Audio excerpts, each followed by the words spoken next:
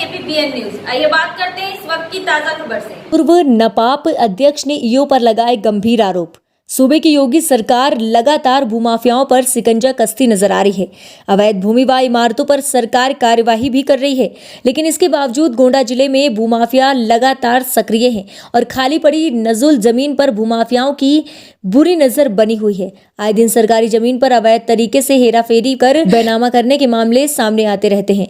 आपको बता दें कि ताजा मामला गोंडा नगर पालिका के पंतनगर मोहल्ले के खाता संख्या 83 व 84/2 का आया है सामने। आपको बता दें, जहां पर भूमि जिले को राजधानी लखनऊ से जोड़ने वाले मुख्य मार्ग पर स्थित है, जिस पर अब तथाकथित भूमाफियाओं की बुरी नजर पड़ चुकी है। नगर पालिका परिषद के पूर्व अध्यक्ष रुपेश कुमार उर्फ निर्मल ने इस पूरे प्रकरण भ्रष्टाचार के गंभीर आरोप लगाते हुए सूबे के मुखिया व अपर मुख्य सचिव को पत्र लिखकर निष्पक्ष जाँच की मांग की है। निर्मल श्रीवास्तव का आरोप है कि उक्त भूमि को लेकर नगर पालिका के अधिशासी अधिकारी ने कतिपय लोगों के साथ मिलकर जानबूझकर बेशकीमती सरकारी जमीन संरक्षित करने के बजाय भूमाफियाओं को कौड़ियों के भाव बेचने में मदद की है। इस संदर्भ में ईओ के द्वारा वर्ष 2018 व वर्ष 2020 में डीएम व प्रभारी अधिकारी नजूल सिटी मजिस्ट्रेट को पत्र लिखकर उक्त जमीन का संरक्षण करने की बात कही, लेकिन वर्तमान में जमीन के अवैध तरीके से खरीद फरोख्त जारी है। इस मामले में हमने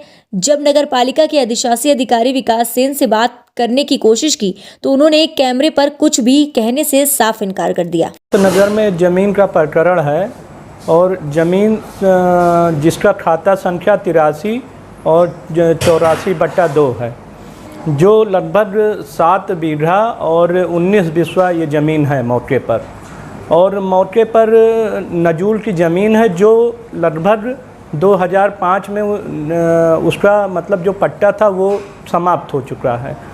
उसके बाद अधिशासी अधिकारी द्वारा जिला अधिकारी जी को 2 मई 2018 को एक पत्र लिखा जाता है और उसमें ये जिला अधिकारी को बताया जाता है कि इसकी अवधि समाप्त हो चुकी है और अब वो जो ज़मीन है वो सरकारी भूमि है और उसको सरकार द्वारा जिला अधिकारी द्वारा सरकार द्वारा अपने कब्जे में ले लिया जाए और लेने के बाद उसकी नीलामी कराई जाए और नीलामी कराने के बाद जो उससे धन अर्जित होता है उसको सरकारी कोष में जमा कर दिया जाए।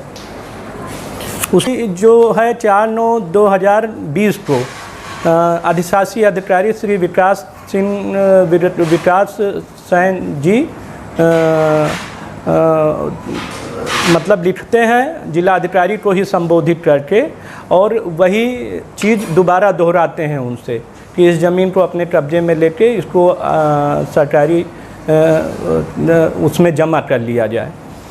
फिर तीसरी चिट्ठी बनवाते हैं वो 12 अक्टूबर 2020 को श्री विकास सेन जी अधिशासी अधिकारी, और उसमें प्रभारी अधिकारी नजूल नगर मजिस्ट्रेट को ये चिट्ठी संबोधित करते हैं और उनको भी इस प्रकरण का सारा संज्ञान देते हैं।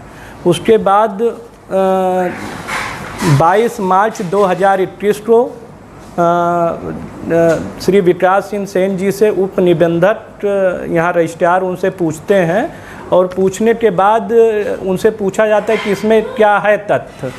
तो उसमें जो प्रॉपर्टी डीलर थे जिसको उन्होंने खुद डीएम से बताया था जिला अधिकारी जी से कि ये प्रकरण में प्रॉपर्टी डीलर ज़मीन को बेच सकते हैं, उस ज़मीन को उनके पक्ष में रिपोर्ट लगाकर 22 मार्च 2021 को प्रॉपर्टी डीलरों से तय करके और बेजा लाभ कमा करके मतलब और उनके पक्ष में रिपोर्ट लगा देते हैं। उसमें वहीं के सभासद और कुछ माननीय के द्वारा मिलके और उसको बैनामा कराया जाता है। बैनामा उसमें 3-4 हो चुके हैं और उसको धीरे धीरे बेचने का प्रयास कर रहे हैं। इसको लिखी है नगर विकास मंत्री को लिखी है, मुख्य सचिव को लिखा है और आज मैं नगर विकास मंत्री जी से समय लिया हूँ और मिलने भी जा रहा हूँ।